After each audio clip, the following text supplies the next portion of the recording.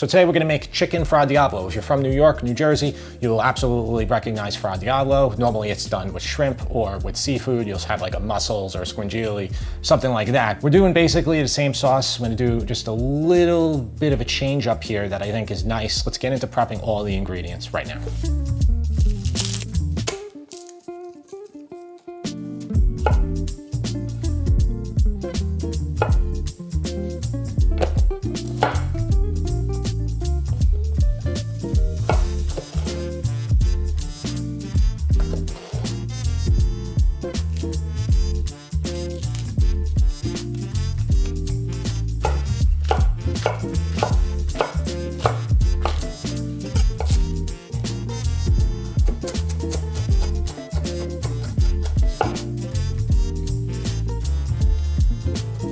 I showed you all the chicken thighs. You want to clean them up. I left one that I didn't clean up yet. So you always have a lot more skin like this. You don't want all that extra bit there. So just clean it up.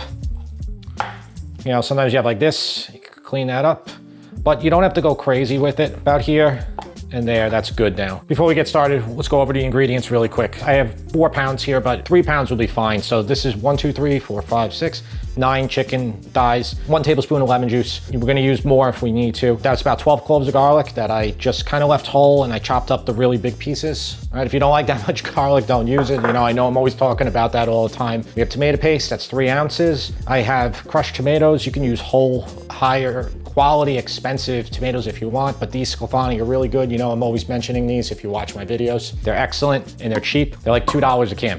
White wine, I'm gonna use about a half a cup, 3/4 cup. That's not that critical. And then these peppers are long hot peppers. They're about 2,000 on the Scoville unit. If you know what that means, they're a little bit less spicy than a jalapeno. That's why you saw when I was prepping them, I was just getting in there with my hands. You don't have to put gloves on or anything like that. As far as the other ingredients, we have salt, pepper, oregano, and I think that's it. Get your oven to 375 degrees Fahrenheit and set the rack for the middle of the oven. All right, we're gonna sear that chicken and we're going to use the pan again. I know I sound like a broken record. This is a 14-inch stainless pan. We're not gonna be able to sear it all in one shot, but what we're gonna be able to do is fit it all when we put this in the oven. All right, so medium heat. Now you're using a stainless pan, let it heat up for 3-4 minutes. So when we put the olive oil down, it'll skate chicken when it goes down skin side. It won't stick at all. Always heat your pan with nothing in it if you're using stainless steel. And our pan is very hot. I'm gonna season up these with salt. And I just put it in here now to make it easier, and you guys can do this too. So you don't have to keep going back all the time, worrying about contaminating your salt or anything. Let's get a lot of salt on both sides. Basically for 3 or 4 pounds here, you could probably use 2 teaspoons of kosher salt. Pepper. Okay, and then I have oregano here. If you get your hands on some Sicilian oregano, it's even better. I love the stuff. I have it over there, but today I'm just gonna use regular.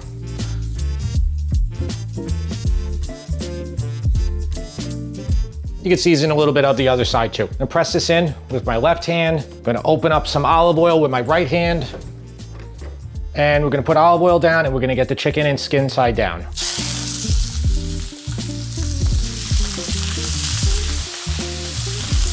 And I'm gonna put the rest of the salt on the other side.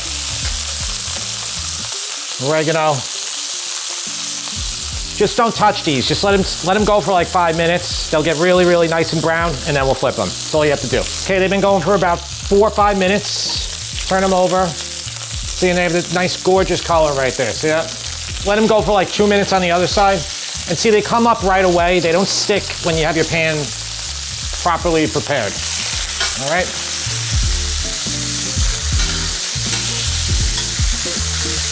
Those are beautiful, just like that. Then just about 2 minutes, 3 minutes on that side, pull them out, put them in another plate, get them off to the side. And here's how that chicken looks. See that? All right, we're gonna finish these up, get them all off to the side, and then lower your heat down to medium low. We want this heat to come down a little bit. Let's get all these peppers in.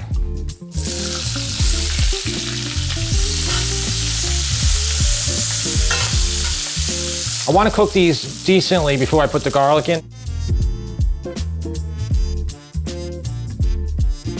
And that's good enough on the peppers. We're going to add all that garlic in. I want to get some nice color on this.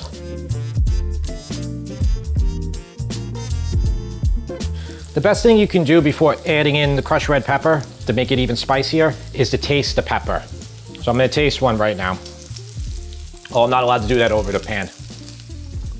Because that's very spicy, and it is, I'm not gonna use as much. I'm gonna use a half a teaspoon instead of a teaspoon. Just make that, do that taste to really tell. Like, and if you use bell pepper here, which you totally can, you're gonna need more of this.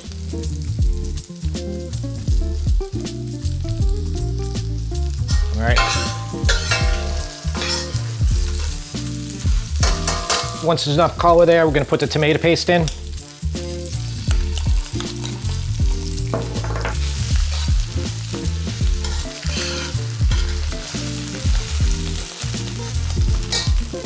All right, let that go for a few minutes. Wipe off the oil on your face that's splattered all over you, which is probably all over me right now. Wish you could smell how good this is already. This is just be delicious like that. Put a little bit of water in there to make a little bit of a sauce, but we're not doing that. When you put this wine in, keep your head away from it. I'm gonna do about a half a cup, so about, I don't know, about that much right there. That looks good.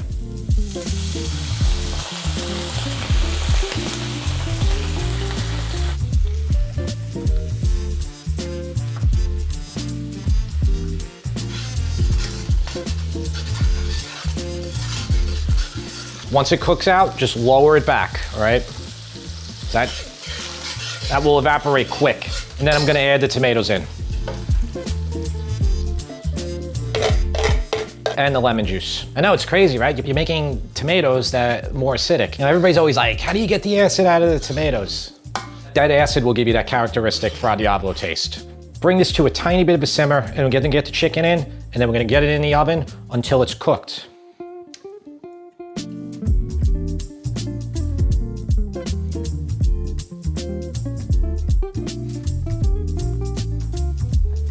I'm gonna clean up all the chicken residue here, everything, just make everything really clean before we bring out something and then eat it. You wanna cook it to 165 degrees internal temperature. Use an instant read thermometer. They're an indispensable tool. That being said, chicken thighs are very forgiving. If you do cook it to 175, they're gonna be totally fine. They're still gonna be juicy.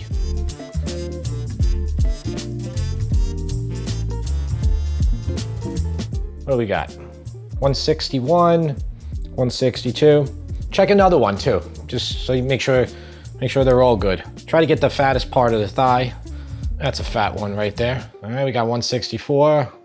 That's looking good. I forgot to put salt in it. I want to point that out to you. Oh.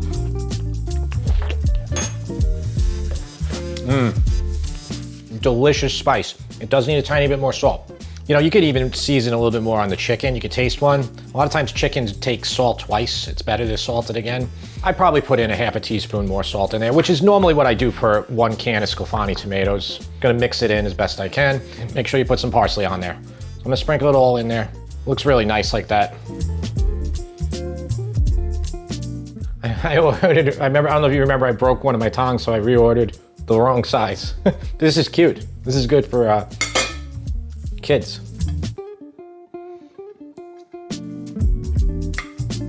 Perfect. Try to get a little bit of pepper.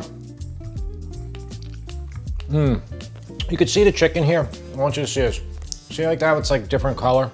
A thigh will always look like that. These are completely cooked through. They're probably towards 170 now, even like 172. Don't let that make you think that it's not cooked. You'll get the hang of it. Dark meat has kind of a striation where sometimes it'll alternate the color a little bit. Get a piece of garlic. Oh, that's so good. And then this sauce with the peppers, and I didn't get too many peppers, but that was so good. I want to thank Chris W. for Patreon for being a producer. So that's the highest rating, but I appreciate your generosity. I also appreciate all the other Patreon subscribers, every one of you. Thanks for watching, and I will see you next time.